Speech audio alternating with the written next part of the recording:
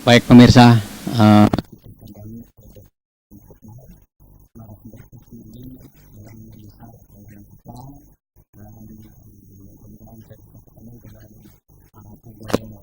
dari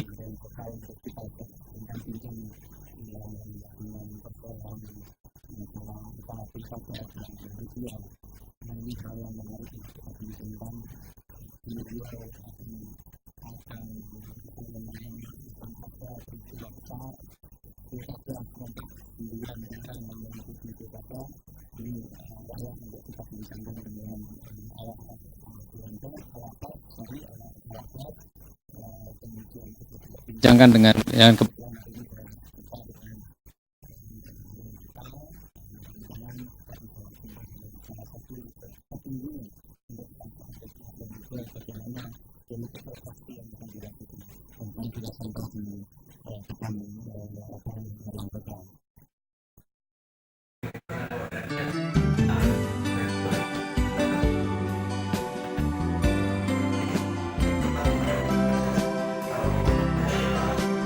pagi Mbak, ada petik orang redaksi Mbak, siapa yang ada? Ada ya? Siapa? Redaktur atau wakil pimpinan redaksi ada Pak? Ada ya? Nah,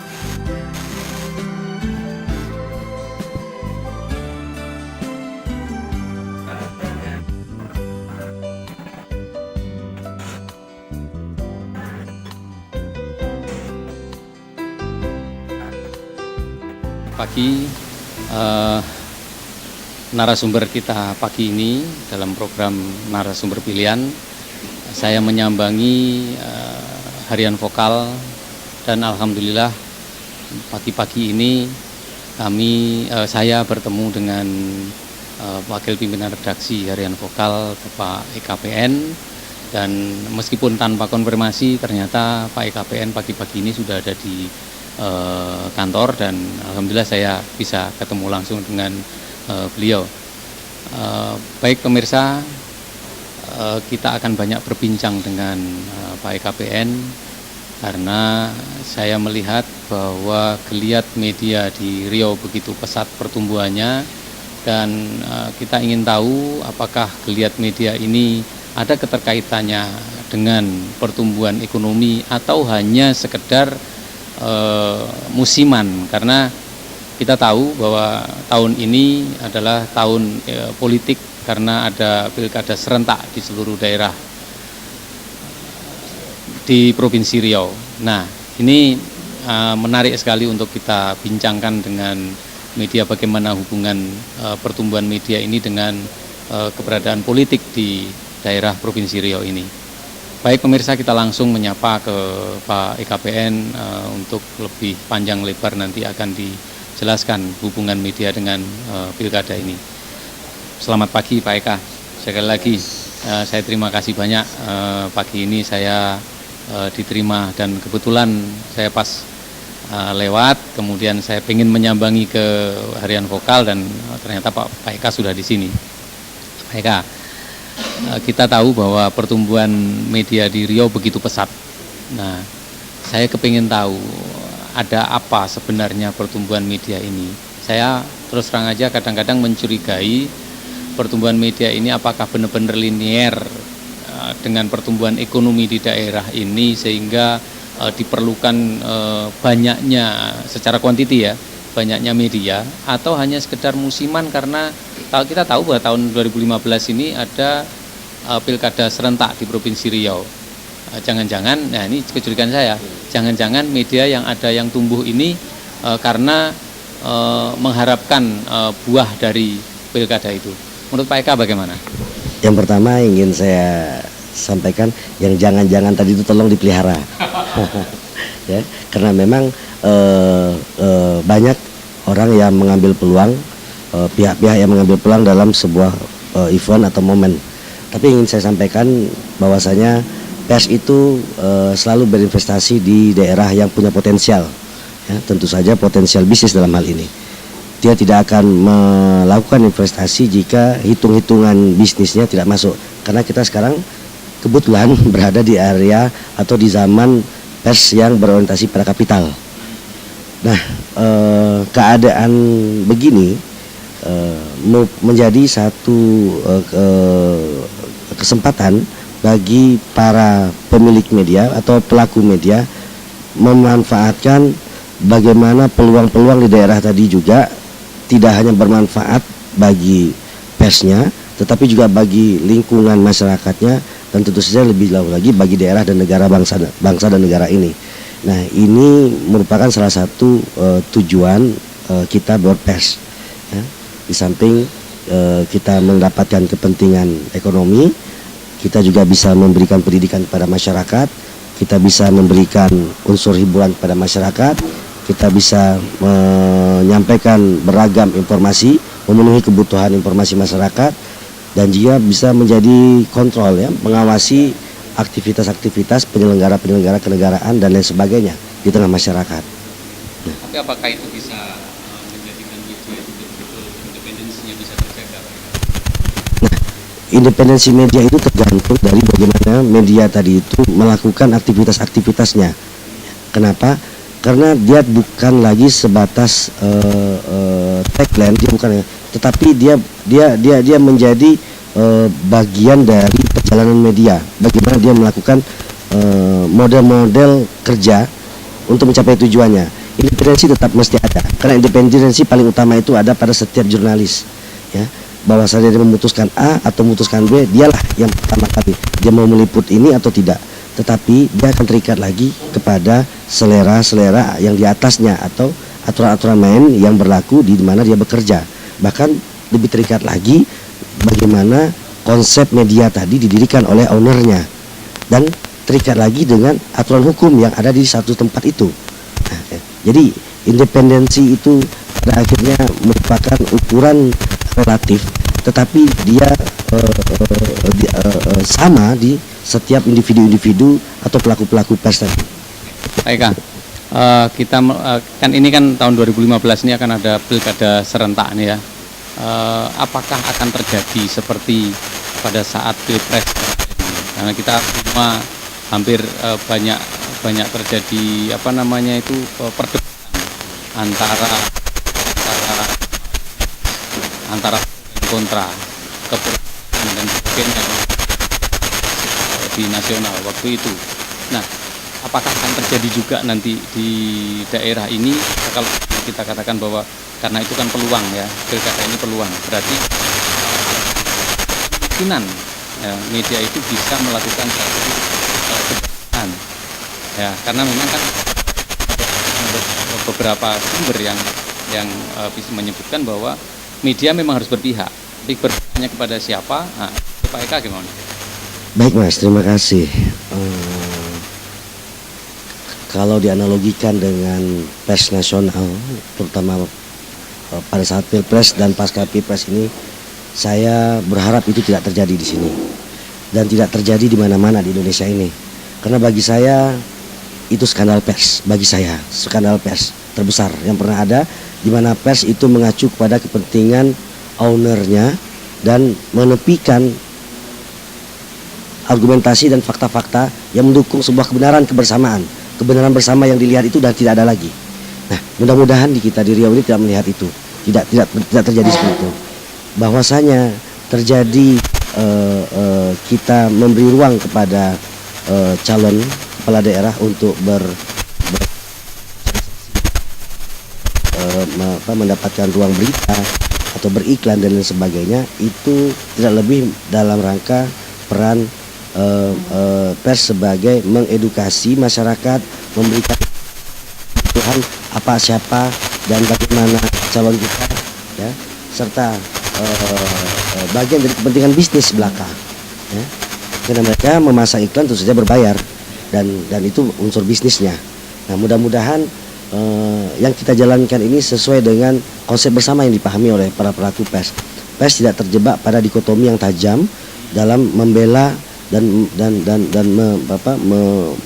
membabi buta, bahkan mendukung calon-calon tertentu.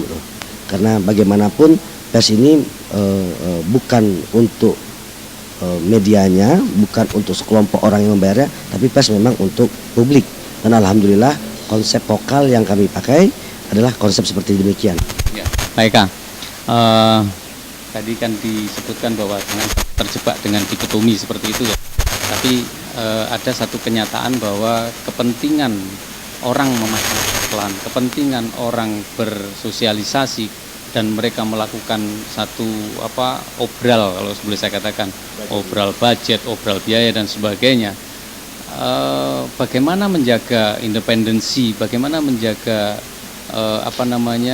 hubungan antara kepentingan masyarakat yang lebih luas dengan kepentingan kandidat yang akan maju dalam di pilkada itu. Tapi sementara ditahan dulu karena harus break ya, karena memberi kesempatan kepada yang mau lewat ini.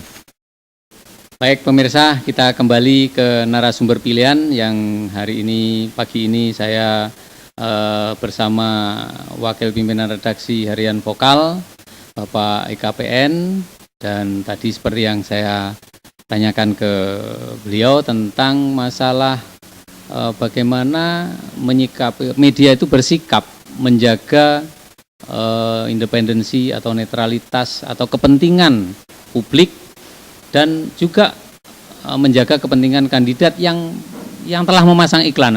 Artinya ini yang sudah memberi duit kepada media. Bagaimana itu akan bersikap? Ya kita tanyakan langsung ke Pak EKPN. Pak Eka, jadi kan kandidat itu kan memasang iklan. Tentu kita punya ikatan ya secara tidak langsung, ikatan emosional secara tidak langsung untuk menjaga hal-hal yang mungkin sensitif terhadap kepentingannya kandidat. Tetapi kita tahu bahwa media milik publik. Kita harus memberikan ruang kepada publik yang lebih luas, menjaga kepentingan publik yang lebih luas. Nah, bagaimana media bersikap, terutama ya harian vokal lah, ya. Baik, terima kasih Mas. Yang ingin pertama kali ditegaskan bahwasanya media itu milik publik, kepentingannya ada pada kepentingan publik. Bahwasanya ada kepentingan bisnis di sini itu sejatinya tidak boleh mengorbankan kepentingan publik. Media dalam beriklan dalam konteks pilkada inilah memberi ruang kepada setiap kontestan di pemilihan kepala daerah ini untuk menggunakan ruang tadi sebagai wadah komunikasi, wadah sosialisasi ya kepada publik. Nah, ruang-ruang inilah yang kita anggap bisnis. Secara konten tentu saja kita memberikan, kita punya hak untuk menyortir atau menyeleksi. Bukan berarti mereka membayar lalu semua tulisannya itu dimuat di surat kabar vokal, harian vokal ini atau harian detil ya. Karena kebetulan harian vokal dan harian detil adalah satu grup. Ya. Yang sesuai dengan kaidah jurnalistik, yang sesuai dengan standar pers, yang sesuai dengan kepentingan umum dan kepentingan daerah, itulah yang mungkin dimuat. Tapi kami yakin tidak ada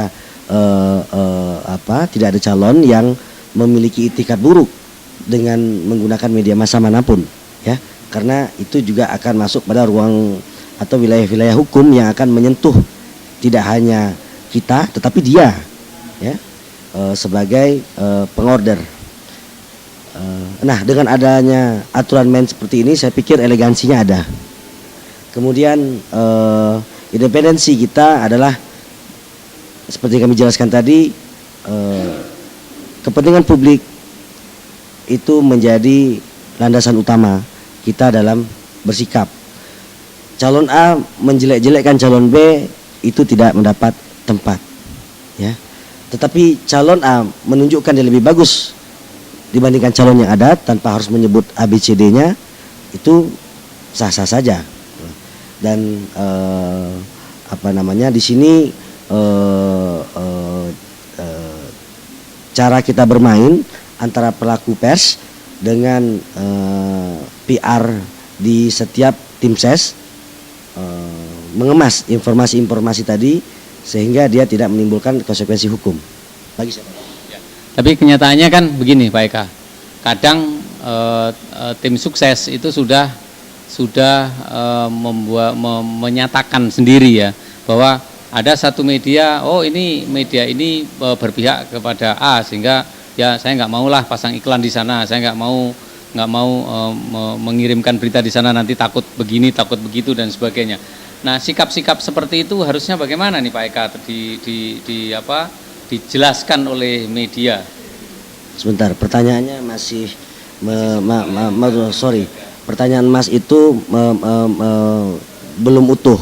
Maksud dari si tim ses tidak mengirim kepada si media tertentu itu kenapa? Saya ingin dapat penjelasan. Ya, misalkan begini, karena sudah ada pemasangan iklan di satu media, kemudian langsung dijustifikasi oleh tim ses lain yang belum memasang iklan di situ, begitu. Mas, prinsipnya kita terbuka kepada siapa saja, ya. Kalau ada tim ses lain beranggapan bahwasanya media yang sudah punya iklan dari calon tertentu itu berafiliasi kepentingan politiknya kepada pemasang iklan, itu kesalahan murni pada tim sesnya. Dia nggak layak jadi tim ses gitu, atau menjadi PR di tim ses tersebut. Ya, dia belum mengerti konsep bagaimana menggunakan media dalam ajang pemilihan atau ajang pilkada pemilihan politik seperti ini.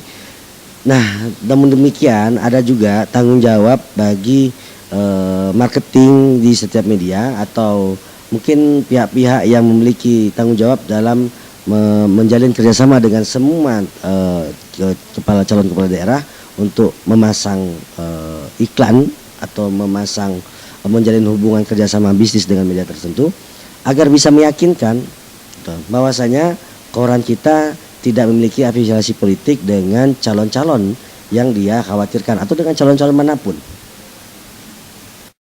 Ya.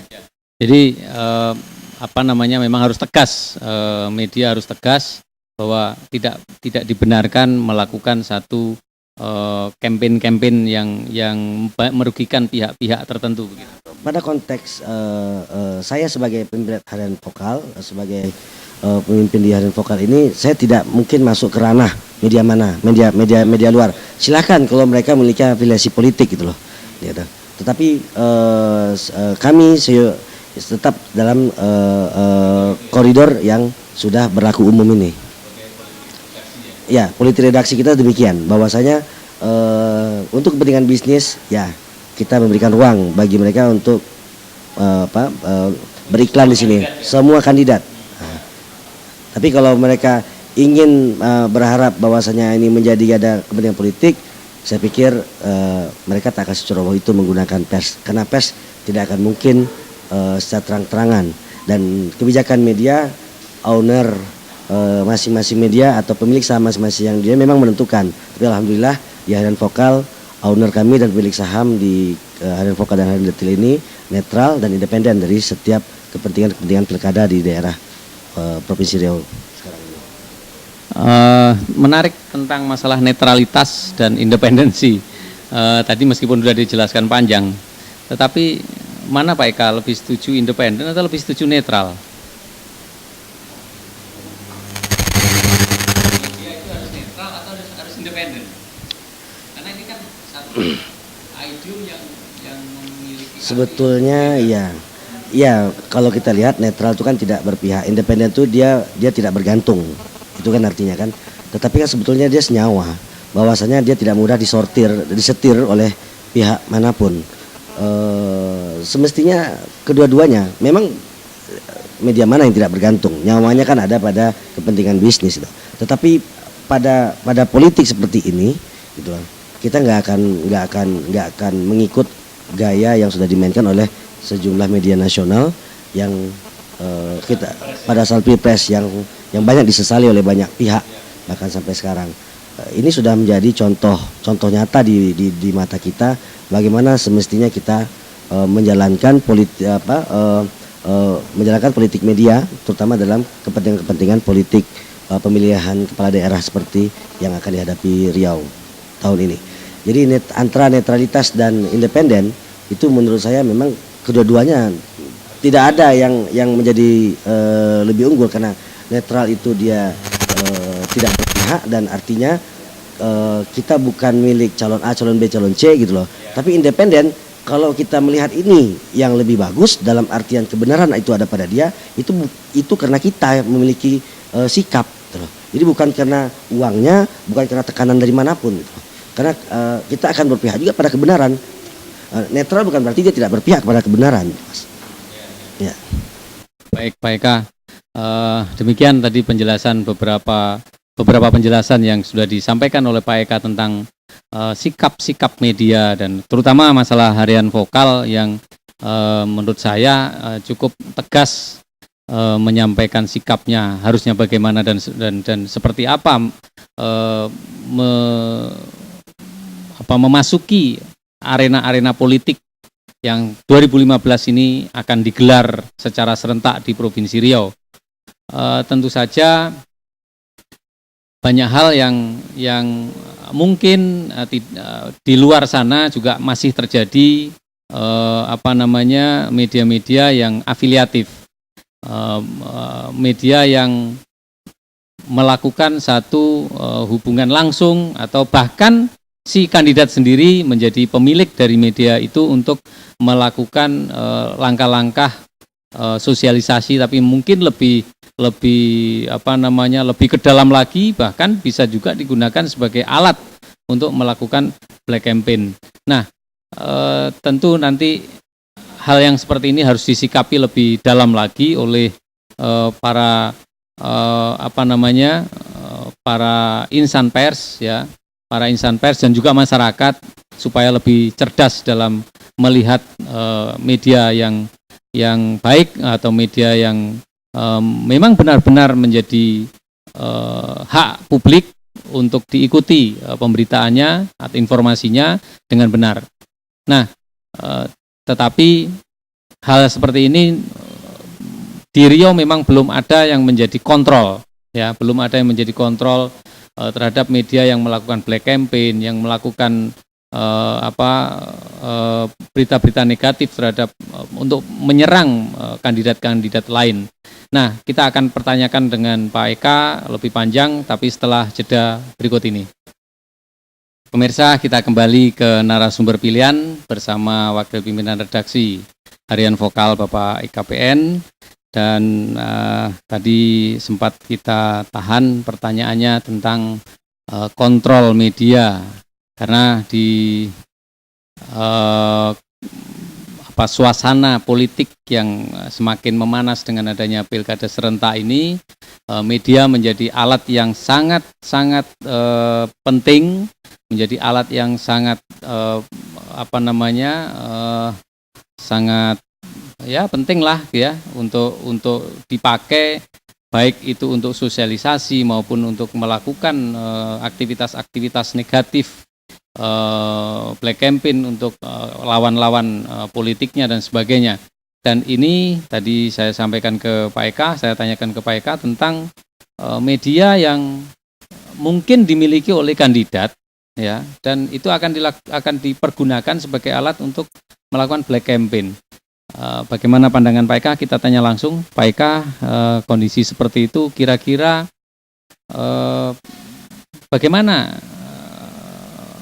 masyarakat menyikapi? Karena kan kita tidak punya alat kontrol atau lembaga kontrol untuk memperhatikan media-media yang melakukan black campaign, menjelekkan orang, yang tidak berdasar, dan sebagainya lah gitu. Kecuali hanya Dewan Pers. Tapi kan Dewan Pers harus prosesnya panjang sekali. Kira-kira bagaimana Pak Eka? Ya, yang mengontrol pers itu publik, ya. Sejatinya yang mengontrol itu publik. Dan proses kontrol atau pengawasan terhadap media, saya pikir itu berjalan dengan banyak cara, dan Harian Vokal juga merasa ikut mendapat kontrol dari publik. Di antaranya mungkin yang pertama dari interaktif atau interaksi pembaca kepada para redaktur atau wartawan atau pemilik media yang merespon dari setiap pemberitaan. Yang kedua media sosial, karena berita-berita kita online kita juga di-share ke media sosial, dan kebetulan kita punya UB online, itu sebuah web berita yang berbasis online ya.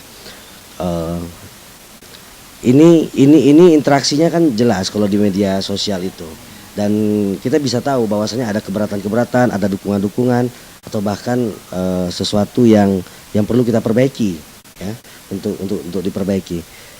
Nah, belum lagi kalau memang kontrol-kontrol sosial itu, kontrol media itu dilakukan oleh para yang lebih berkompeten, misalkan pengamat media atau narasumber-narasumber, stakeholder, pemasang iklan, pembaca tetap dan lain sebagainya. Ini menjadi perhatian dan ini semua kontrol. Bahwasanya nanti dibutuhkan atau akan ada lembaga kontrol media yang mengawasi jalannya media dan ada bagus lagi. Artinya ada sistem yang dipakai oleh sebuah lembaga tadi, dan itu membuat perjalanan media ini menjadi lebih memang ada kelompok pihak yang memunculkan dirinya sebagai media watch atau pengawas atau pengontrol media. Karena kan mungkin tidak hanya media yang dimiliki oleh kandidat saja, tapi bisa saja kandidat memanfaatkan media yang ada itu untuk melakukan black campaign. Ya, alhamdulillah saya melihat bahwasanya semangat pers di daerah ini sangat bagus, dan untuk ada indikasi melaksanakan black campaign kepada kandidat-kandidat tertentu, secara umum media-media mainstream atau pers-pers yang bermain di media yang bermain di Pers Riau ini tidak, saya melihat belum ada tidak melakukan itu. Nah, ini di luar pers partisipan ya, atau pers partisan atau pers yang memiliki afiliasi politik jelas ya. Nah, ini patut kita syukuri ya, kalau kita berkaca kepada pers nasional yang sekarang masih terbelah itu, kita masih bersyukur bahwasanya pers kita masih menjaga independensi dan netralitas serta bermain dalam koridor. Kembali ke persoalan media watch tadi, tentu saja kami berharap aktivitas atau konsep yang mereka pakai tidak lepas dari peraturan undang-undangan yang berlaku. Ada Undang-Undang Pers Nomor 40 Tahun 99 yang menjadi dasar, ada peraturan Dewan Pers, ada Undang-Undang Keterbukaan Informasi Publik ya, dan kode etik jurnalistik dan lain sebagainya. Itu tidak dikesampingkan, tidak langsung serta merta dikasih hukuman melalui media juga, atau dikasih hukuman langsung ke pidana dan lain sebagainya. Ini kami anggap konsep yang dipakai oleh media watch tadi, jika memang ada, itu hendaknya tidak dari peraturan perundangan berlaku di negeri ini. Baik Pak Eka, pertanyaan terakhir Pak Eka, Vokal berafiliasi atau tidak? Berafiliasi apa nih? Berafiliasi politik terhadap kandidat tertentu, karena ini kan ada beberapa daerah nih, mungkin ada dipilih satu kandidat atau bagaimana? Alhamdulillah, seperti saya jelaskan sebelumnya, kebijakan media politik dari Vokal itu cukup jelas, netral, independen. Artinya kita tidak memiliki afiliasi politik, kepentingan politik atau kandidat tertentu di 9 daerah yang mengikuti pilkada serentak di Provinsi Riau ini. Bahwasanya mereka memasang iklan itu memang tujuan kita, karena kita punya kepentingan bisnis di sini. Tetapi soal netralitas dan independensi, kami yakin insya Allah itu akan tetap menjaga. Baik Pak Eka, terima kasih banyak. Waktu panjang sudah diberikan kepada saya untuk ngobrol tentang masalah media dan pilkada ini. Cukup menarik dan cukup banyak yang bisa diserap oleh masyarakat, dan kita sampaikan kepada masyarakat bahwa selayaknya media tetap menjaga netralitas dan independensinya, meskipun kondisi ekonomi yang ditopang oleh pemasangan iklan yang dilakukan oleh para kandidat calon kepala daerah dan sebagainya. Namun semua kita berharap media di Riau ini tetap bisa menjaga fungsi kontrolnya, menjaga fungsi-fungsi sebagai media yang sebenarnya. Saya rasa demikian dan kita akhiri pertemuan kita pagi ini. Narasumber pilihan kita akan jumpa lagi esok hari. Assalamualaikum warahmatullahi wabarakatuh.